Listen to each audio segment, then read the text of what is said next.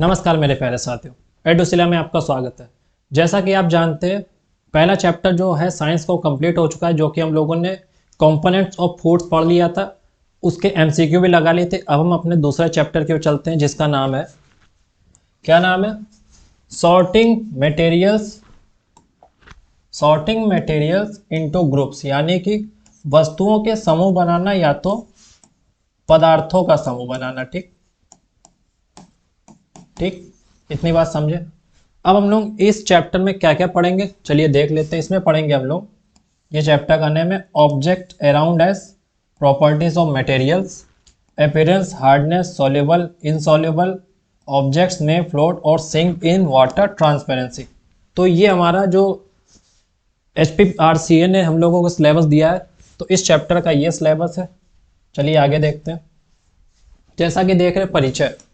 पहला टॉपिक क्या है? हमारे चारों ओर की वस्तुएं। ठीक, उसके बाद हमें क्या पढ़ना है? पदार्थों के कुछ सामान्य गुण निम्न है। ठीक, ये हम लोगों को पढ़ना है। जैसे गुण क्या है? दिखावट, कठोरता, विलेय या अविलेय, जल में तैरना या डूबना, पारदर्शिता। इतना पढ़ेंगे आज हम लोग। इसके बाद हम लोग इसके लगाएंगे MCQ। ठीक, मल्टीपल चॉइस क्वेश्चन करेंगे जो कि पेपर ओरिएंटेड होंगे। इसी के साथ चलिए चलते अपना चैप्टर शुरू करते हैं।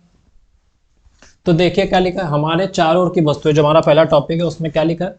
हमारे चारों ओर बहुत सारी वस्तुएं, जैसे टेबल, कुर्सी, पंखा, किताब, पेन, पेड़ पौधे, जानवर आदि। ठीक, इन वस्तुओं को समूह में बांटने से उन्हें पहचानने और समझने में आसानी होती है। ये ठीक है, ये तो किताबी बातें हो गई। अब हम लोग समझते हैं कि हम जो पदार्थ या वस्तुएं हैं उनको हम समूह में क्यों लगाते हैं। जैसे कि आप जानते हैं कि हमें कुछ भी करने से पहले एक सिस्टमैटिक ढंग से काम करना पड़ता है, इसलिए हम इन सब चीज़ों को करते हैं। जैसे मान लीजिए जब आप स्कूल जाते थे, तब आपको कहा जाता कि साइंस की किताबें जितनी हो एक साथ लगाइए, केमिस्ट्री की एक साथ लगाइए, और जो भी हिंदी इंग्लिश की सब एक साथ लगाइए, ताकि आपको जब क्लास पहुँचे, जब आपसे चीज़ें मांगी जाए, तो आपको ज़्यादा इधर उधर ना करना पड़े, ढूंढना ना पड़े, जिससे कि आपको आसानी हो। ठीक, ढूंढने में।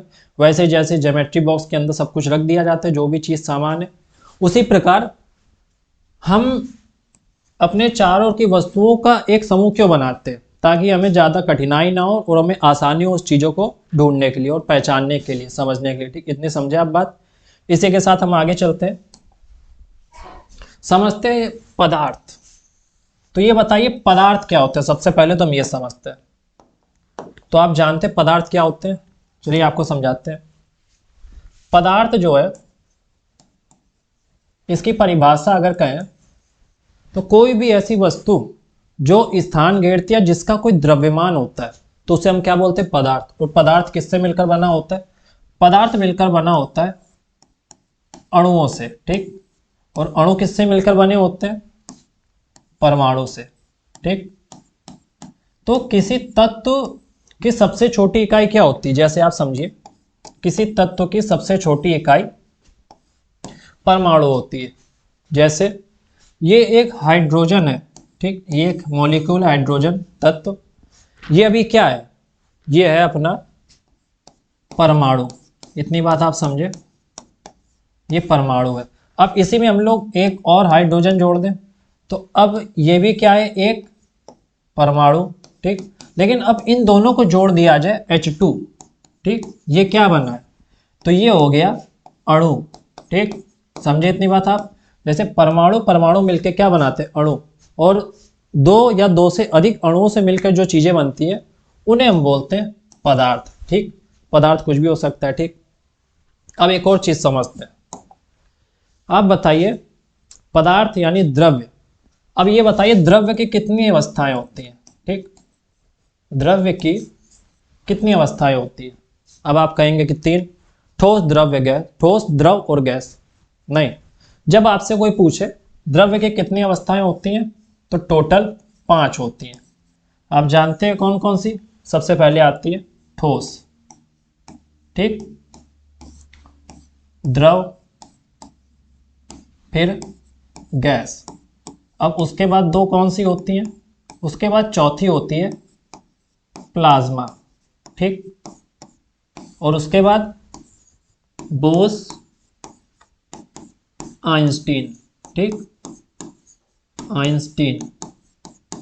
जब कोई आपसे पूछे कि द्रव्य की कितनी अवस्थाएं होती हैं, तो 5।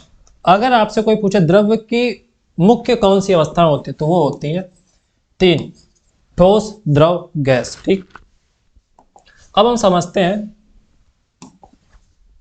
क्या लिखा है। वस्तुएं अलग अलग पदार्थों से बनी होती है, ठीक, इसलिए इन्हें अलग अलग समूहों में बांटा जाता है। ठीक, जैसे कि आप बांटा जाता है ताकि अध्ययन में आसानी हो, जैसा कि अभी आपको बताया। चलिए अब आगे चलते हैं। तो उदाहरण के लिए देख लेते हैं, लकड़ी से बनी वस्तु, जैसे आपके पास कुछ आइटम्स है, ठीक, अब जैसे कि उनका बिहेवियर होगा, जैसे कि उनकी गुणवत्ता होगी, गुण होंगे, आप उसी के हिसाब से उनको बांटेंगे। जैसे यहाँ पर देखिए, लकड़ी से बनी वस्तुएं कुर्सी, टेबल, दरवाजे ये सब होती हैं, तो इनको एक समूह में रखा गया है। वैसे ही स्टील से बनी वस्तुएं, मोटरसाइकिल, बर्तन, चम्मच, इनको एक बस समूह में रखा गया। कागज से बनी वस्तुएं, किताब, नोटबुक, समाचार पत्र, ईटीसी, पेपर से जो बनी होती है उनको एक समूह में, और कपड़े यानी फैब्रिक से जो बनी होती है, shirt, T shirt, pant, sari, उनको एक समूह में रखा गया। तो इन सबको समूह में डिवाइड किया गया। समझ रहे हैं आप बात को। अब पदार्थों के कुछ सामान्य गुण, जैसे दिखावट, कठोरता, विलेय या विलेय, जल में तैरना या डूबना, पारदर्शिता, इतना हम लोग पढ़ने वाले। तो चलिए चलते, पहले किसको देखेंगे, दिखावट, इसको समझते हैं। जैसा कि आपको बताया था अभी, सभी पदार्थ एक दूसरे से भिन्न दिखाई देते हैं। जैसे कि आप देख सकते हैं, ये रिमोट है प्लास्टिक, ये भी प्लास्टिक, ये भिन्न है, लेकिन इनकी गुणवत्ता जो है ना, गुण वो सेम है, सेम मटेरियल से बने हुए हैं। जैसे कि आप ये देख रहे हैं, ये रबड़ है, इसके ऊपर का जो स्पंज है, ये दोनों रबड़ हैं, ये दोनों एक ही गुणवत्ता से, ठीक, दोनों का मटेरियल सेम है, बस दिखने में अलग होते हैं। ठीक, इतनी बात आप समझे। जैसे देखिए, लकड़ी तथा लोहा दोनों एक दूसरे से भिन्न दिखाई देते हैं। ठीक, जैसे लकड़ी और लोहा दोनों भिन्न दिखाई देते और भिन्न भी होते, क्योंकि एक लकड़ी से बना है तो दूसरा मटेरियल यानी कि लोहे से बना है। ठीक, उसी प्रकार कोयला तथा सोना भी एक दूसरे से भिन्न दिखाई देते, लेकिन आयरन और सोना, गोल्ड में कुछ समानताएं होती हैं। क्या समानताएं होती हैं, ऐसे देखिए, क्या है, लोहा और गोल्ड यानी कि सोना, ठीक, ये दिखने में दोनों अलग अलग होंगे, लेकिन इनमें समानताएं होंगी। क्यों, क्योंकि ये दोनों एक ही मेटल से बने यानी कि धातु से बने। ठीक, इसलिए। और वैसे ही उसी प्रकार लकड़ी तथा कोयले में भी कुछ समानताएं होंगी, जैसे लकड़ी और कोयला देखने में अलग अलग हो सकते हैं, लेकिन दोनों ही किससे बने, लकड़ी से। इसलिए कहा गया है कि इनमें कुछ समानताएं होती हैं। ठीक, इतनी बात आप समझ में आई आपको। इसके बाद आगे चलते हैं।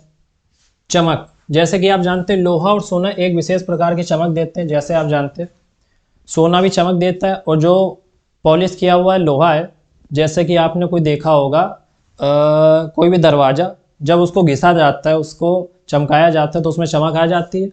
वैसे ही, लेकिन लकड़ी और कोयले में चमक नहीं होती। ठीक, और आपको एक चीज़ बता दें, जो चीज़ चमकती है वो धातु कहलाती है। ठीक, जिसमें चमक आती है वो धातु कहलाती है, धातु में। उसी प्रकार देखिए, जिन पदार्थों में चमक होती है उन्हें धातु, मेटल बोलते हैं। जैसा कि भी आपको बताया, यह चमक धात्विक चमक होती है। ठीक, और जो ये चमक होती है इसको क्या बोलते हैं, धात्विक चमक। इतनी बात समझे। जिन पदार्थों में चमक नहीं होती उसे अधातु बोलते हैं। जैसे आप एक परिभाषा देख लीजिए, धातु और अधातु की, धातु अधातु, जिनमें चमक होती है वो धातु कहलाते हैं, जिनमें चमक नहीं होती है वो अधातु कहलाते हैं। ठीक, इसके बाद हम लोग किस पे चलेंगे, कठोरता। आपको एक केमिस्ट्री में एक चीज़ बता दें, जैसे मैंने आपको बताया था, द्रव्य की अवस्थाएं ठोस, द्रव और गैस। ठीक, अब ये क्या होते हैं, इनकी आप परिभाषा कैसे दे सकते हैं। ठीक, ठोस, जिसे संपीड़ित नहीं किया जा सकता, कंप्रेस नहीं किया जा सकता, यानी उसको दबाया नहीं जा सकता। जैसे आप ये नीचे वाला हिस्सा देख रहे हैं माइक का, ये इसको हम लोग दबा पा रहे हैं, जैसे ये दबा रहे हैं, दब रहा है, नहीं दब रहा है, या संपीड़ित नहीं हो रहा है, तो ये क्या कहलाएगा, ये कहलाएगा आपका क्या, ठोस। अब आप इसके ऊपर वाला हिस्सा देखिए, माइक के ऊपर वाला देख रही है, ये रबड़ मुलायम है, तो ये मुलायम ठोस हुआ है, ये भी ठोस लेकिन मुलायम है, तो इसे क्या बोलेंगे, नरम में आएगा। ठीक, अभी आपको समझाते हैं।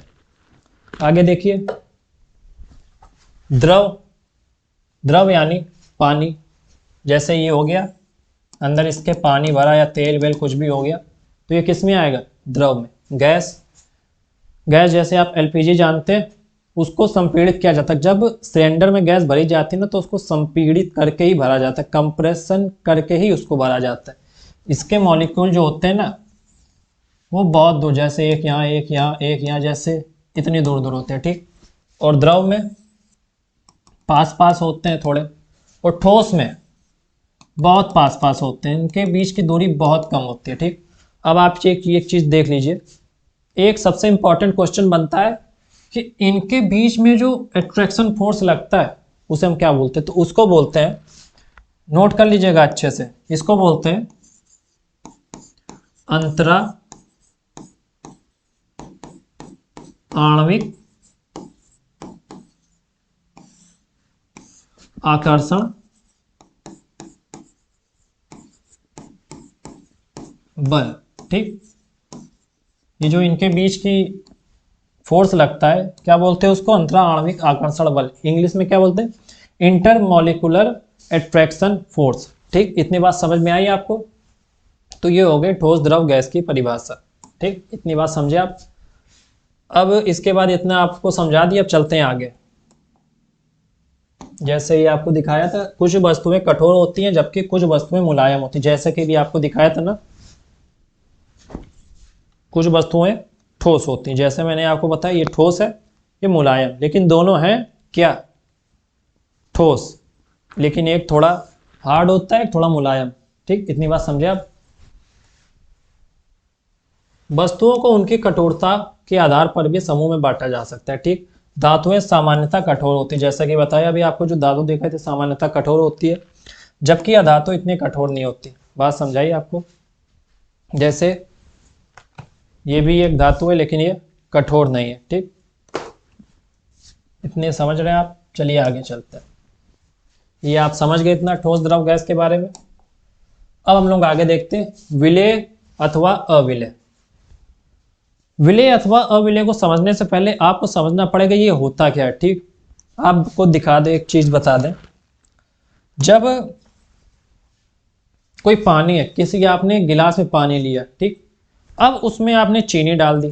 ठीक, इतना बात समझे। अब आप उसको घुमा रहे, गोल गोल घुमा रहे। ठीक, अब वो उसमें पूर्णतः विलय हो रहा है, मतलब उसमें अब आपको जो है चीनी के शक्कर के कण बिल्कुल भी दिखाई नहीं दे रहे। जैसे ये एक पानी है, ठीक, पानी, ठीक, अब इसमें आपने क्या मिलाई, चीनी। ठीक, आपने इसमें पानी में चीनी मिलाई। अब ये चीनी क्या है, तो ये है विलेय। ठीक, और ये पानी क्या है, ये पानी को बोलते हैं विलायक। ठीक, अब जब विलेय, विलायक में विलेय को मिलाया जाता है तो क्या बनता है, इन दोनों को जोड़ा, अब क्या बना, विलयन।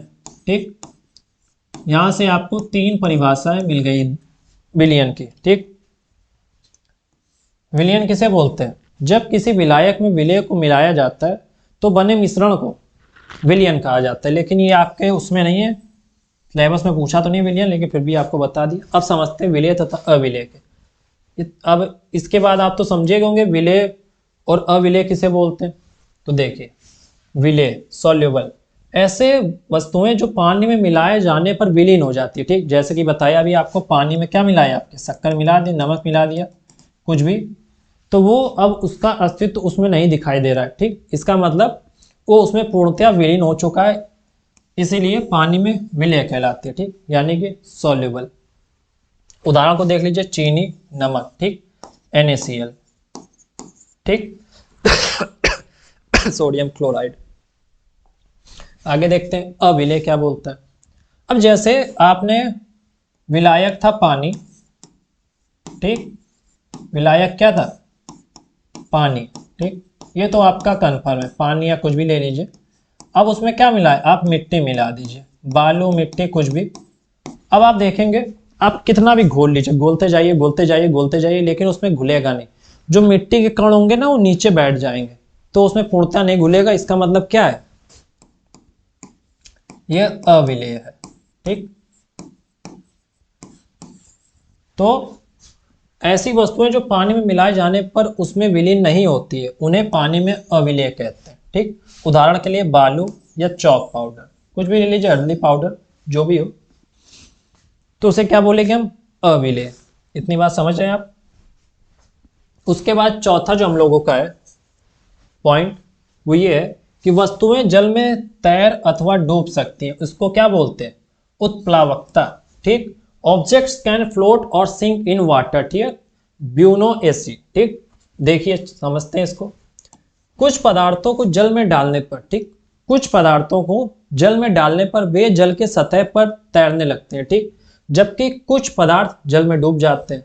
तो इन्हें बोलते हैं, कुछ जो पानी में तैरते हैं, कुछ तो उसमें डूब जाते हैं, उसी के बारे में समझेंगे। Some materials float on the surface of water while some materials sink in water, ठीक। पदार्थ का जल में तैरना या डूबने का गुण क्या कहलाता है, उत्प्लावकता। सबसे पहला क्वेश्चन तो यही है कि जो पदार्थ का जल में तैरने या डूबने का गुण क्या कहलाता है, उत्प्लावकता, ठीक। ये आपका पहला क्वेश्चन हो गया, पेपर में आ सकता है। उत्प्लावकता किसे बोलते हैं या उत्प्लावकता किसे कहते हैं, आपके ऑप्शन में दिया जाएगा, ठीक। अतः वस्तुओं के जल में तैरने या डूबने के गुण के आधार पर उन्हें समूह में बांटा जा सकता है, ठीक।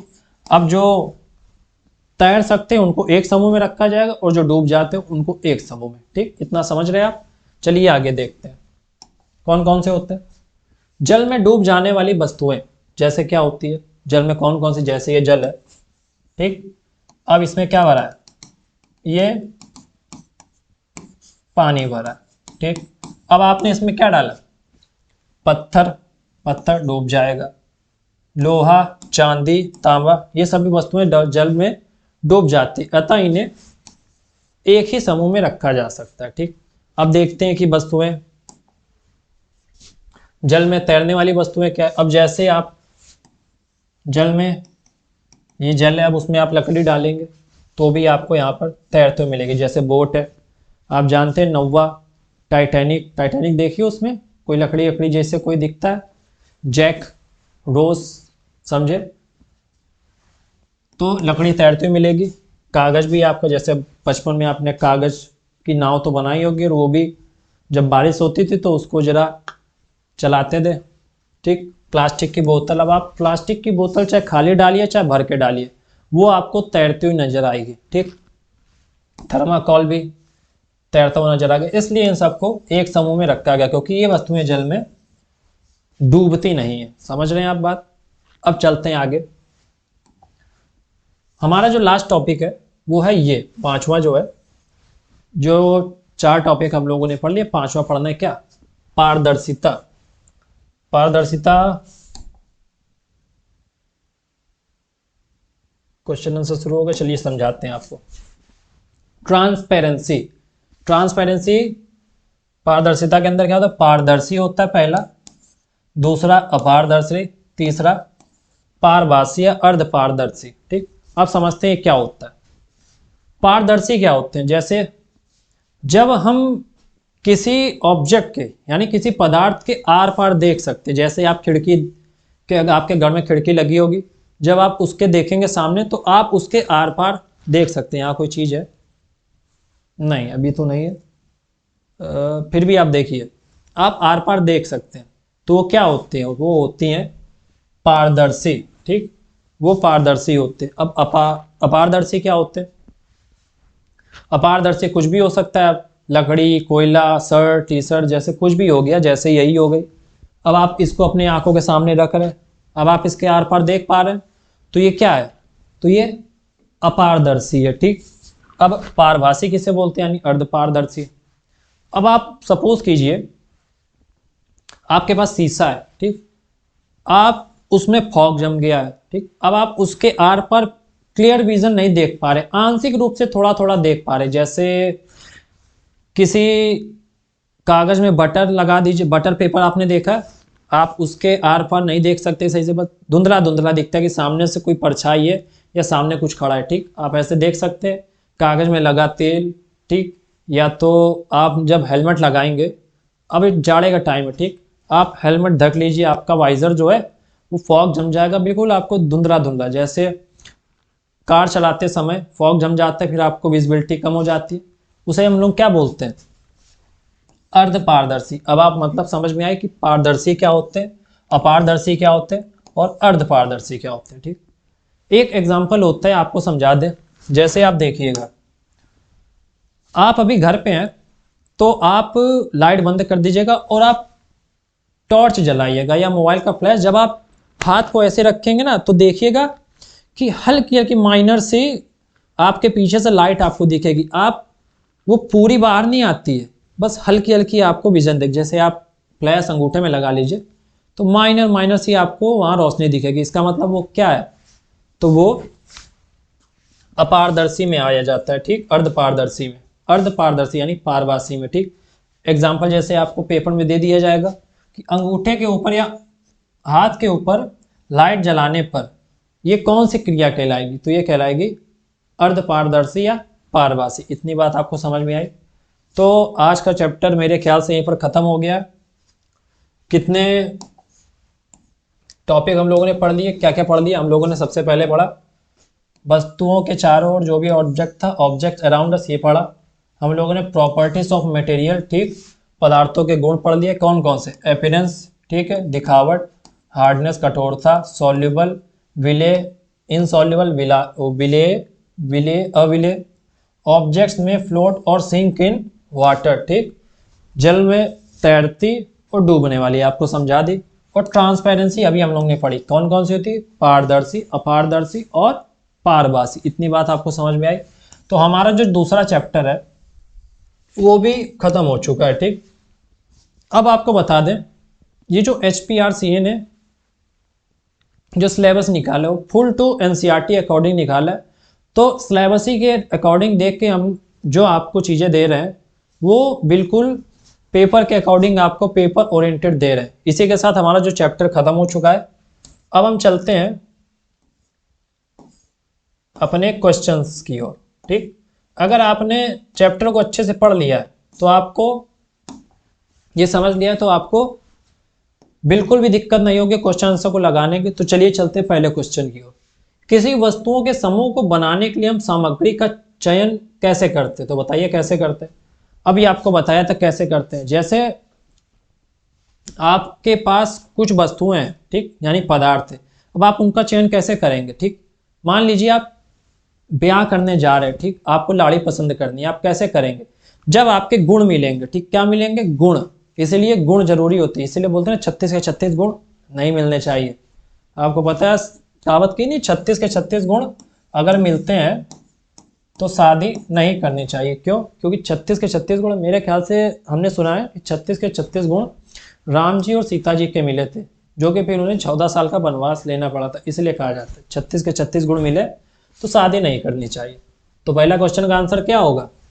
ऑप्शन नंबर ए, इसके गुणों के आधार पर, ठीक। अब अपना अगला क्वेश्चन देखते हैं। वे धातुएं जिनमें चमक होती है क्या कहलाती हैं? जो वे धातुएं जिनमें चमक होती है वो क्या कहलाती है? तो वो ऑप्शन नंबर बी, चमकदार पदार्थ कहलाती है, ठीक। इतनी बात आप समझे। अब हम बढ़ते हैं अपने अगले क्वेश्चंस की ओर। लकड़ी और पत्थर पदार्थ है, बताइए क्या पदार्थ है? लकड़ी और पत्थर, बताइए। पत्थर कभी सोना हो सकता है? नहीं हो सकता। सोना क्या है? एक धातु है, चमकदार धातु है। और पत्थर क्या है? गैर चमकदार, ठीक, नॉन लस्ट्रस, ठीक। इसके बाद हम लोग अपने अगले क्वेश्चन की ओर देखते हैं। तार के ताजे कटे भाग पर हमें चमक दिखाई देती है, बताइए। जैसे आपके पास एक ये तार है, ठीक, ये आपको कोई भी तार दे दिया, ओरिएंट ओरिएंट जो भी हो, ये आपके पास तार है। अब इसको बीच से ऐसे काट दिया गया, अब ये आधा भाग बचा और ये आधा भाग बचा, तो बताइए चमक कहाँ पर होगी? तो आपको बता दें जो चमक होगी वो यहाँ सतह में होगी। जैसे आप कहीं पाइप लगवाते हैं, आप जैसे नल की टंकी जब घी करके काटते हैं तो किनारे किनारे चमक होती है, जब धातु एकदम घिस जाती है तो एकदम चमकदार हो जाती है। कहाँ पर? सतह पर। ठीक, ऑप्शन नंबर ए। अगला क्वेश्चन देखते हैं हम लोग। पानी में घुलने वाला पदार्थ क्या है? बताइए, पानी में घुलने वाला पदार्थ क्या है? आपने क्वेश्चन पढ़ा है, चैप्टर भी पढ़ चुके हैं। अगर नहीं समझ में आया होगा तो कमेंट में बता दीजिएगा, दोबारा फिर पढ़ा देंगे। जब तक आपको समझ में नहीं आएगा तब तक पढ़ाते रहेंगे, आप चिंता मत कीजिए, हम आपके साथ हैं। ठीक, तो बताइए पानी में घुलने वाला पदार्थ क्या है? रेत। रेत घुलती है? नहीं घुलती। चौक? नहीं घुलती। मोम? नहीं घुलती। तो ऑप्शन नंबर क्या बचा? डी, यानी कि शुगर, यानी कि चीनी घुलती है। अब अपने अगले क्वेश्चन पर चलते। जलीय जंतु पानी में कैसे जीवित रहते हैं? ठीक, जो जलीय जंतु होते हैं पानी में कैसे जीवित रहते हैं? जैसे कि आपको बता दिया, इंसान जो होता है उसको तो बाहर वातावरण में ऑक्सीजन मिल जाती है, ठीक, इसकी वजह से वो जीवित रहता है। इसलिए पानी में भी ऑक्सीजन के कण होते हैं। जैसे कि पानी क्या होता है? H2O। अब देख रहे पानी में ही ऑक्सीजन का कण है, तो किससे होंगे? पानी में घुली ऑक्सीजन गैस के कारण। ठीक, ऑप्शन नंबर ए। पानी में घुली कार्बन डाइऑक्साइड CO2 से थोड़ा ना होगी यार, उन्हें बहुत गर्मी है, ये सब। Option number A. ठीक, एक वस्तु जो पानी में तैरती है वह है, बताइए पानी में क्या तैरती है? चीनी? नहीं। लोहे के कील? नहीं। ऑप्शन नंबर ए, यानी कि लकड़ी। ठीक, इतनी बात समझे आप। एक वस्तु जो पानी में डूब जाती है, क्या डूब जाती है? मोम डूबती है? नहीं डूबती। जब आप देखिएगा, आप ग्लास लीजिए, मोम को, जो मोमबत्ती होती है उसको आप ऐसे करिएगा, थोड़ी थोड़ी उसकी मोम गिरती है ना, तो पानी की सतह पर रहती है, डूबती नहीं। कोई तेल, तेल भी आप जानते हैं ऊपर रहता है, आप तेल डाल के देख लीजिएगा ऊपर ही रहेगा। ये भी नहीं होगा, ये भी नहीं। तो क्रिस्टल, ठीक, आप कोई भी क्रिस्टल लीजिए, वो सतह पे नीचे चला जाएगा। Option number B. ठीक, एक तरल जो पानी में अच्छी तरह मिल जाता है, ठीक, पानी में अच्छी तरह क्या मिल जाता है? तेल? नहीं। ग्लिसरीन? नहीं। इनमें से कोई नहीं, ये तीनों नहीं होंगे। क्या होगा? सिरका। ठीक, तो बताइए पानी में अच्छी तरह से क्या मिल जाता है?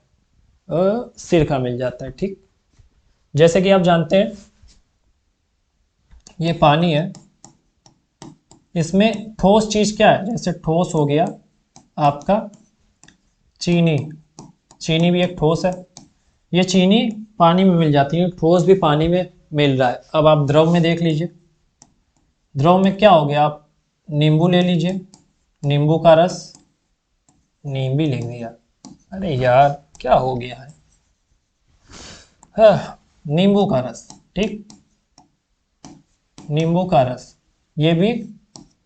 और सिरका, जैसे आप सिरका जानते हैं, ये भी पानी में विलय हो जाता है पूर्णतया। ठीक, तो ठोस भी विलय हो गया पानी में, द्रव भी। और आपको बताया कि ऑक्सीजन, अब ऑक्सीजन क्या है? एक गैस है, ये भी क्या? पानी में मिल जाती है। ठीक, तो ये तीनों पानी में मिल जाती है, एक चीज आपने ये समझ ली। ठीक, इसी के साथ आगे चलते हैं। एक तरल जो पानी में अच्छी तरह से नहीं मिल पाता, ठीक, एक तरल जो पानी में अच्छी तरह से नहीं मिल पाता, तो वह है क्या? है नींबू का रस, अभी आपको मिलाया, मिल जाता तो ऑप्शन नहीं होगा। सिरका भी मिल जाता है। ग्लिसरीन, ग्लिसरीन पानी में नहीं मिलता है, आप मिला के देख लीजिएगा, जितना भी नहीं मिलेगा। अब हम लोग अपने अगले क्वेश्चन की ओर चलते हैं। तो बताइए वे पदार्थ जो पानी में घुल जाते क्या कहलाते हैं? अब जो पानी में घुल जाते तो क्या कहलाएंगे? वो कहलाएंगे घुलनशील। ठीक, जैसे कि पानी में आपने शक्कर डाली, वो घुल गए, नमक डालो NaCl घुल गया, तो क्या कहलाएगा? घुलनशील। ठीक, काफी घुलनसार है ये। समझ में आई बात आपको? अगला क्वेश्चन देखिए। वे पदार्थ जो पानी में नहीं घुलते कहलाते, जो घुल जाते हैं वो घुलनशील, जो नहीं घुलते वो अघुलनशील। ठीक, अघुलनशील, इनसॉल्युबल। ठीक, अब हम लोग अपने अगले क्वेश्चन की ओर चलते हैं। बताइए वे पदार्थ जिन्हें दबाना कठिन होता है क्या कहलाते हैं? ठीक, वे पदार्थ जिन्हें दबाना, यानी कि ये पदार्थ है, इसको कंप्रेस करना कठिन होता है। ठीक, क्या कहलाता है? तो वो कहलाता है कठोर। ठीक, हार्ड, यानी कि ठोस। ठीक, अपना अगले क्वेश्चन की ओर चलते हैं। जिन सामग्रियों को आसानी से दबाया जा सकता है क्या कहलाते हैं? जिन सामग्रियों को आसानी से दबाया जा सकता है क्या कहलाते हैं? नरम। ठीक, सॉफ्ट, जैसे कि बताया दबाया जा सकता है, ये दबा दिया, ठीक। ये आपके क्या हो गए, ठोस, नरम, ठीक। अब अपने अगले क्वेश्चन की ओर चलते हैं। तो बताइए, वे तरल पदार्थ जो पानी के साथ अच्छी तरह मिल जाते हैं क्या कहलाते हैं? और जब आपको बताया पानी के साथ, चीनी को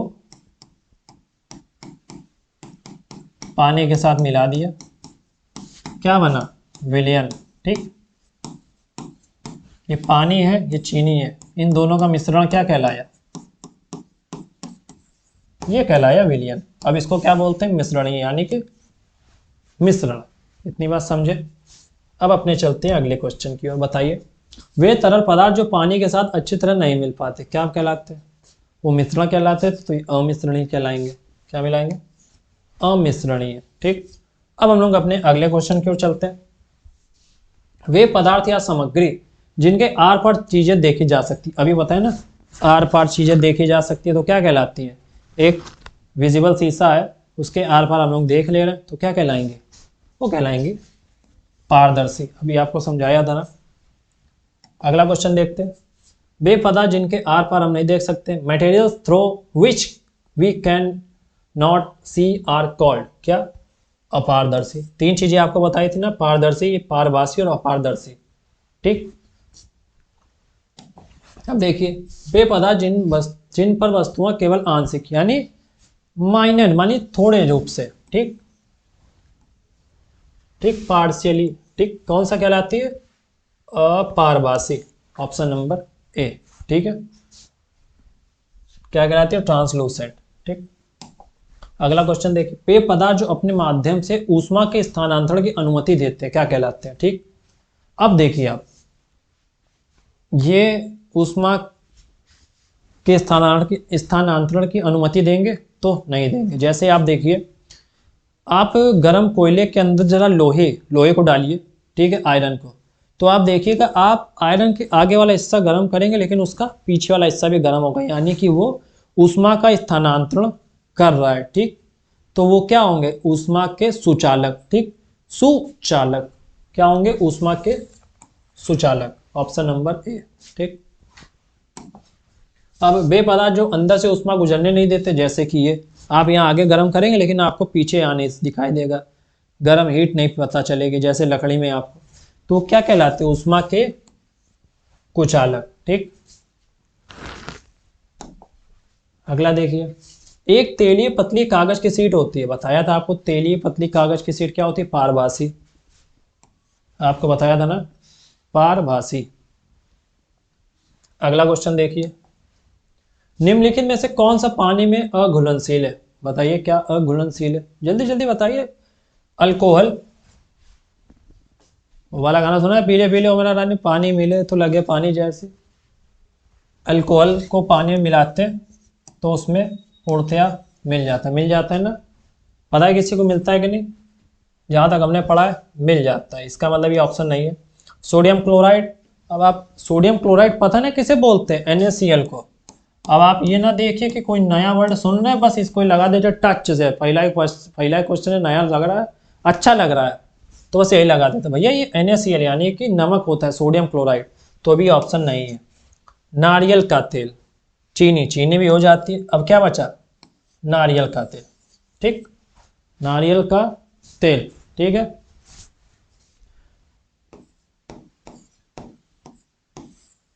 LDL, लो डेंसिटी लिपोप्रोटीन, आपको सब बताया था ना जब पहले चैप्टर में जाएंगे, कंपोनेंट्स ऑफ फूड्स में,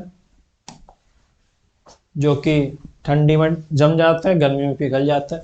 सही से पढ़िएगा जाके, अच्छे से समझ में आएगा। निम्नलिखित में से कौन सा पानी में घुलनशील नहीं है, पानी में क्या घुलनशील नहीं है, साधारण नमक यानी कि NaCl बार बार बता रहे हैं, पता हो ऐसा सबको होता है, फिर भी अगर नहीं पता हो तो भी देख लीजिए। फिटकरी, ये भी नहीं होगा। हल्दी पाउडर, ऑप्शन नंबर ए, घुलनशील नहीं, हल्दी पाउडर उसमें नहीं घुलता, हल्दी के कण नीचे जमीन के सतह में पानी के बैठ जाते हैं। इसी के साथ हमारा जो आज का चैप्टर है उसका थीम हो चुका है, ठीक, जो भी हो। अब हमने 2 चैप्टर आपके कंप्लीट करा दिए, अब आपका काम है इसको पढ़िए और रिवीजन करिए, और आपको बता दें कि आप अगर इतना कर लेते हो तो साइंस में इसके बाहर आपका कुछ नहीं जाएगा। ठीक है, और अगर चैनल में नए हैं तो वीडियो को शेयर कीजिए, चैनल को सब्सक्राइब कीजिए, वीडियो को लाइक कीजिए। आज के लिए बस इतना ही, धन्यवाद। पढ़ते रहिए, बढ़ते रहिए। जय हिंद।